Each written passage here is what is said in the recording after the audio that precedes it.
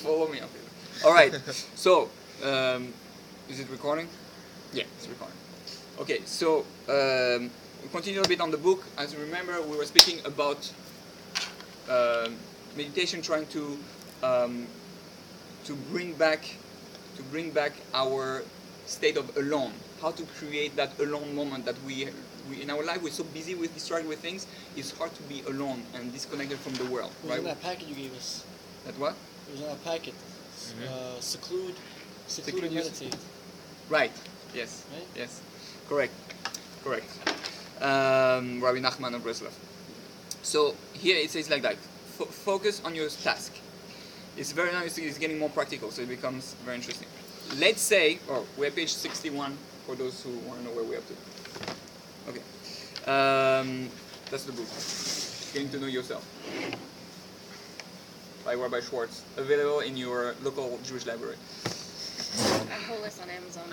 Okay, let's say a person is sitting and examining his financial records. If the phone rings while he's busy with this and he answers it, he will lose track of his calculation and he will have to start all over from the beginning. In order to become accustomed to the state of alone, we must get in the habit of completing a task without interruption. If someone is trying to call, they will have to wait a couple of minutes. We do not need to be available to others every moment, otherwise we lose track of what we are doing.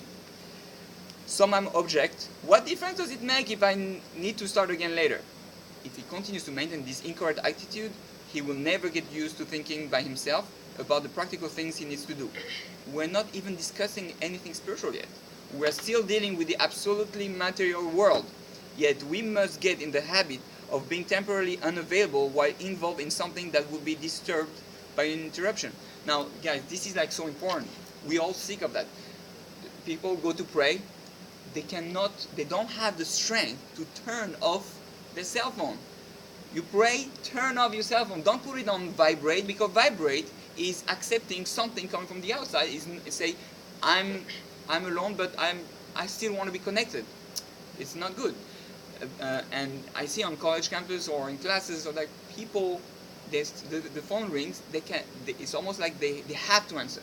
I know with my wife at the beginning, she was getting mad because I was seeing the phone ringing, but I didn't want to answer. I was doing something, and I didn't want to be interrupted. And she was like, "How can you not answer? Answer that! It's like ringing. Yeah, do something." And then eventually she got used to it. We have a problem of feeling that I have to be connected all the time, and our society, on the contrary, makes us slave to the outside. We have to learn to and make a training. When next time the phone calls, say, "No, I'm not going to answer." I like that. Resist the call and say, "I won't answer." And you call back. We have message. I mean, answer machine. What answer machine are for? Because now you're in a state of alone. Focus. It's the most basic training of being like focused on something. And because of all those technology, our mind is not at rest. It's never at rest, because we're always in that state of interruption or something is going to happen. So if we're able to develop this habit, it will be much more than a matter of merely gaining a couple of extra minutes. Rather, we will train ourselves to do something that requires thought without allowing anything else in our lives to disturb it, as if nothing else exists. This is called focus. There are people who hold two cell phones, one in each hand, and answer both of them in the same time. And while they are conversing with two people simultaneously, that's what I say, they are also looking at a screen that is in front of them. Even an angel cannot accomplish more than one task at a time. Apparently, these people have become higher than angels. The world we live in today is completely noisy. In the old days, people lived in quiet villages. One will ride on his donkey out to his field. He could remain in the field all day and barely meet anyone. Nowadays, our lives are completely the opposite. We are terribly accessible. As recently as 30 years ago, if one had an overdraft in the bank, he could not be reached. Many homes didn't even have telephones. It took years to get a phone line installed. This is not such ancient history. living this way, a person would at least have a week of peace until he received a letter about the overdraft. But now we are instantly available. We can be reached at any time of the day, and we cannot sleep at night because of the stress. We have lost the kind of life known as alone. I am not speaking about here about the religious consequences of this kind of lifestyle. When people answer their phones during davening, right, prayers, and make noises in the receiver to indicate that they can't talk then, we are simply asking for a person to at least be calm. Right? Even if you want to reach meditation, you have to learn to be calm in your life, and that's the whole I think of people to achieve emuna and bitachon, right? You have to learn to be calm. I always tell my wife, is there an earthquake? Is everywhere dying? No, everything is fine. Like you worry about the bill, you worry about someone is sick. Yeah, they're all important, but at the end of the day, life is running. And it's going to continue with or without you. So you can just try to make things better or relax. I mean, like, why worry? You worry or your negative thoughts will not increase anything in the world at all. And actually in the book, The Placebo, he says that 70% of our time is involved with negative thoughts. 70% of let me give you the exact number. He says, oh no, it's more terrible than that. 90, right? It says we are creatures of habit. We think somewhere between 60,000 to 70,000 thoughts in one day, and 90% of those thoughts are exactly the same ones we had this day before. And that's not with the negative part. The negative part is, oh, it's here. Considering that the latest scientific research, so what 70,000 thoughts.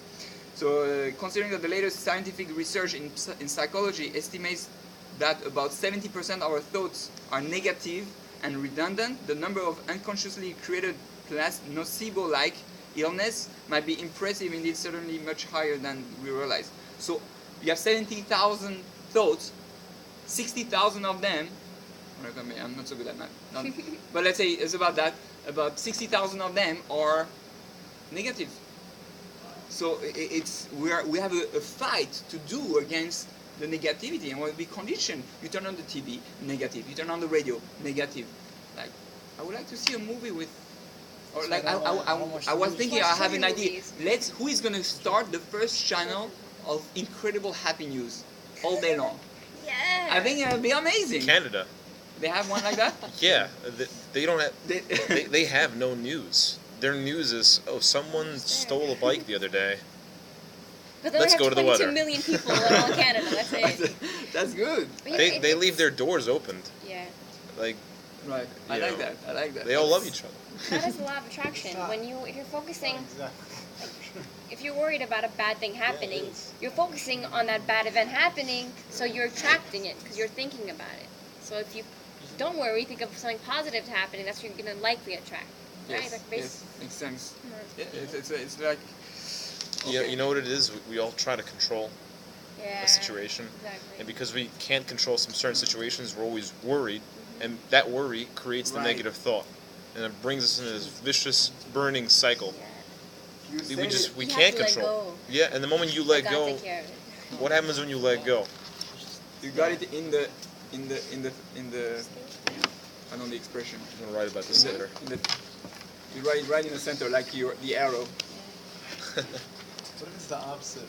What if I always have negative thoughts, but it always turns out the opposite way? That's what humans think. We think that if we worry, it's not, that the universe works in the opposite way. That if you worry, it's not going to happen. That's why we worry, hoping it won't happen. But that's not the way it works. It's the opposite. If you don't worry, you let go, like you said, Okay. it'll be okay. I'm trying to hear. I thought I have it, Like, but just take your own advice. I mean, you have to meet God You halfway. always give me great advice. Just take your own advice. I give great advice to other people. suffering usually relates to wanting things to be different from the way they are. Yeah, So totally. I say, right? It's exactly that, and the idea is let it go, let it go. They've even made a movie out of it, a song out of it. Let it go, right? We have to allow God. This intelligence is God. You just learn to see the beauty of it. But I mean, do the best as you can. Right. Work. Don't expect things to fall into your lap, work at it, Right. and then let it go. If it's supposed to happen, it's supposed to happen. God will make it happen. But I did what I can. I think he's saying the way you handle the things you have to take care of is in a more chilled out way. Like he's not saying he's not gonna pay the bills or anything like that. It's just a matter of how Right, you- right, Right. That's the issue. The I mean, bills. he's Right, making that's- sure that That's what I'm. Yeah, that's yeah, what you have to I'm create the just trying balance. That's the balance you need to Yeah. create. You need to create that balance. Because I feel like there are some religious people that I've met. I mean, they completely let go. Right. Yes. You know, it's Right. There's a misunderstanding. Sometimes we tend to go to the opposite extreme. Right. Okay, let's read that one last page. It says like that. So that you can take it as a practice, a good practice with the phone. To answer, so that's the next little page title. To answer the phone is to lose the power of alone. Okay. If you think about it, this is the most dangerous device of this generation. It's the thing that it saves us time, but where with great power comes great responsibility. Power. This has so much power. You can do a lot of good, but you can do a lot of bad. So here's another example. A woman is home in the evening, putting her children to bed. While she is telling them a story, the phone rings, and she gets up to answer it. Does she really believe that the phone call is more important than her children? If we ask her, she will certainly respond in the negative. We're not talking about the rare situation when she is expecting an important or urgent call. She has become a victim of her habit. She must realize that putting her children to bed is too important to be interrupted. If it is very hard to her to hear the ring and not answer it, she should disconnect the phone at that time so she will not hear it. This is such a common occurrence in our lives. People answer the phone even though they are aware that the task they are occupied with is more important than the phone call. Yet we cannot free ourselves of this habit. What do we lose here? We lose the deepest power that exists in the soul, the power of alone. And even if we are not absolutely alone, as we are with children at bedtime, there is no need to increase our contact with the outside. On the contrary, we must limit our involvement with the outside environment as much as possible in order to get used to being alone. Now, I'm telling you, I'm people more. I spend a lot of my time with couples, and every couple, the woman always mentions, one or the other, mentions, it's like he's always on his phone or she's always on the internet or thing. There was that funny quote. You have two people. It's a little cartoon. Two people who are sitting by the therapist, and she tells him, "I don't understand. We don't communicate anymore." Say, "What do you mean? I sent you an email this morning." Right? We have become like that in our generation, and as individuals and as in terms of couples, it destroys our relationship with couples. It's almost an issue with every couple. We have to learn how to break from those habits, and it's really as simple as starting with that. You want to meditate, you want to be It's a communication barrier. to be internal, you want to be deep, you want to be able to rest, learn to disconnect from the outside. Just learning to disconnect from your phone, right? Even if you can choose an hour a day. During this hour, by me is when I come home. I tell my wife there's a deal. The first hour or 2 hours, I don't answer my phone, and don't go on the internet. So it forces you to create that space and not be bothered by the outside. And if you can do that with your phone, then you can do that with other things, and then it's going to speak with the negative feelings that come around you. Negative news. I'm alone. I'm in my world. I'm happy there. Why should I let my negative views bother me? Okay, I'm going to deal with it, but I'm not going to let it affect my inside. But if I cannot even fight a phone call, how am I going to fight the flow of negative energy that comes into me? It won't work. So that's, I think, one of the other things that helps us work with understanding of meditation. This is what meditation is for, and our whole life is going to be based on that. And in that movie that they have about Lucy, for those who saw it, the whole idea is like, if I can control my mind, then I'm able to just control everything. My mind is, I don't want to be just a passenger in my body. If I'm a passenger in my body, oh, negative emotion comes, oh, I'm affected by it, no. Why don't you control your body and push away all the negativity? In order to do that, we just have to have more and more control of our mind. How do we have more and more control of our mind? By taking out the noisy part, taking control over it with the meditation, and then we meditate all the time. Your whole life is a meditation, but you don't allow that meditation to focus. So you meditate on, you dream about this and you think about that, right? You have to decide, you have to choose what to think and what to meditate.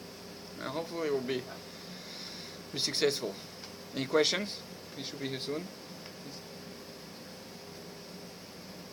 What if a person is really paranoid? If someone is paranoid? In what sense, though?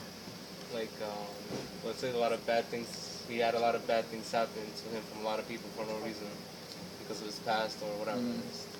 Usually a reason. Okay, there's a reason why.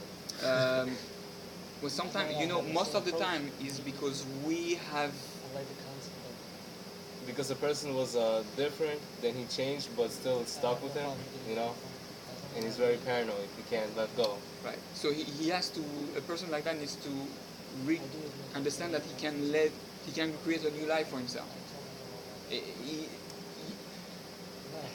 He's paranoid because when he lived in that type of life with all those problems, so his synapses in his brain created that paranoia, so to speak.